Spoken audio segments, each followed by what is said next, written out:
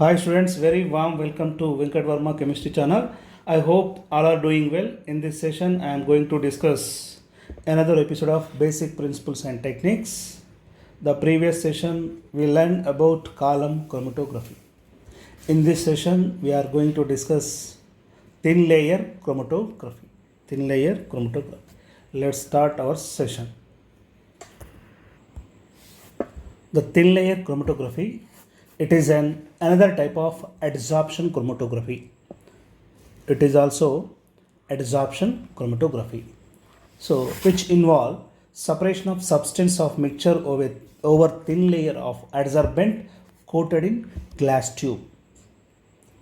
Which involves separation of substances of mixture over a thin layer of adsorbent coated in glass plate. The TLC, thin layer chromatography, it is a glass plate. The glass plate is spread over the glass plate suitable size with silica gel.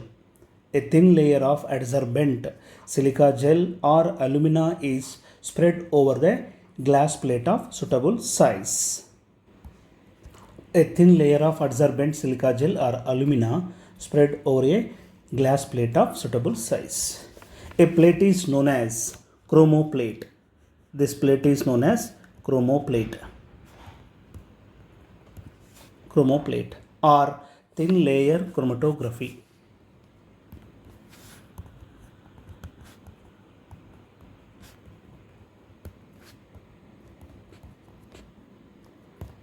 Thin layer chromatography. See, let's see once again. Thin layer chromatography is a adsorption chromatography which involves separation of substance of mixture over a thin layer of adsorbent coated in a glass plate. A thin layer of adsorbent silica gel alumina is spread over the glass plate of suitable size. The plate is known as chromoplate or thin layer chromatography. Thin layer chromatography. See, let's move on. A solution of mixture is to separate it is applied a small spot about 2 cm above the end of the TLC plate. See, a solution of mixture is separated to is applied a spot about 2 cm above the end of the TLC plate. A solution of mixture is separated to applied a small spot about 2 cm above the end of the TLC plate. A glass plate is placed in closed jar containing solvent. So this glass plate is placed in closed jar containing solvent. Let's move on next. The glass plate, it is the glass plate is placed in the closed jar. See, look at the diagram. Closed jar. Closed jar containing solvent. Closed jar containing solvent. Containing solvent. As the solvent rises up the plate of the component of mixture moving along the solvent. Yes, as the solvent rises up the plate, the component of the mixture move up along with the solvent in different distance, depending on their degree of adsorption and separation takes place. Okay, once again, the glass plate is then placed in closed jar containing solvent. As the solvent rises the plate, the component of mixture move along the solvent to different distance depending on their degree of adsorption and the separation takes place. See, separation takes place. In the relative adsorption of each component of mixture is expressed in the terms of retardation factor, RF value or retention factor.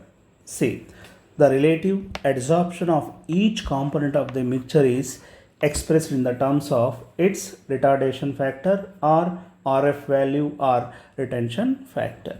So, from baseline to the solvent moving, the distance is y.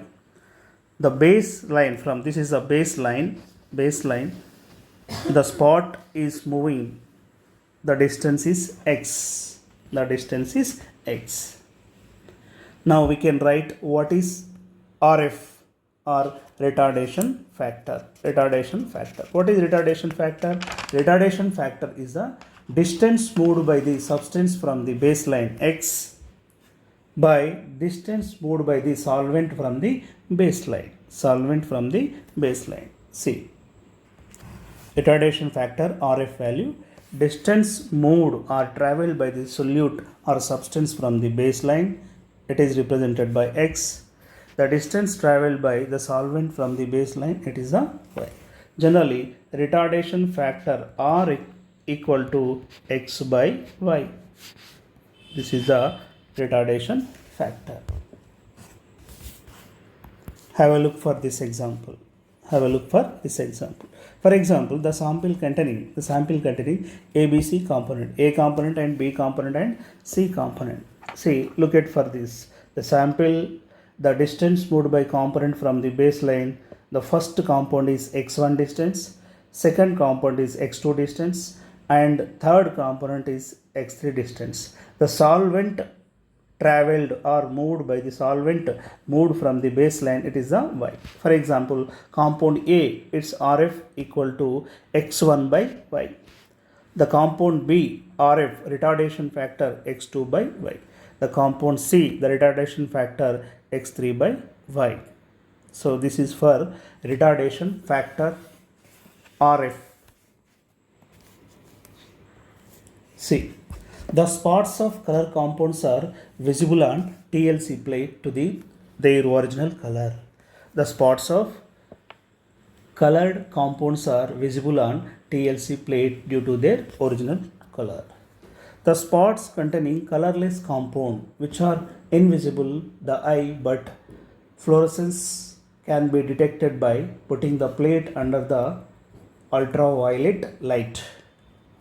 The spot of colorless compounds which are invisible to the eye but fluorescence can be detected by putting the plate under the ultraviolet light. By using UV lamp we can detect the colorless compound. So another detection technique is placed to the plate in containing covered jar, the covered jar containing crystals of iodine. So the spots of component which observed iodine will shows the brown spots. Another detection technique is placed to be the plate is covered in closed jar containing iodine crystals.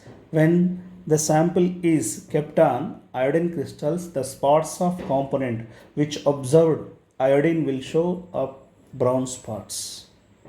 Sometimes an appropriate reagent may be sprayed on the plate. Also sprayed on the plate. For example, amino acid may be detected by spraying the plate with ninhydrin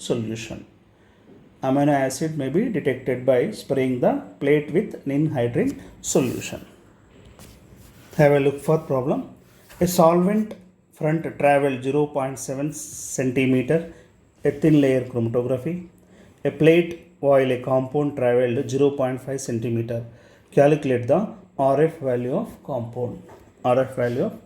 See, the retardation factor, distance moved by the component from the baseline by the distance moved by the solvent from the baseline.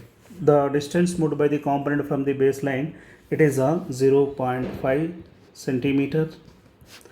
Distance moved by the solvent from the baseline,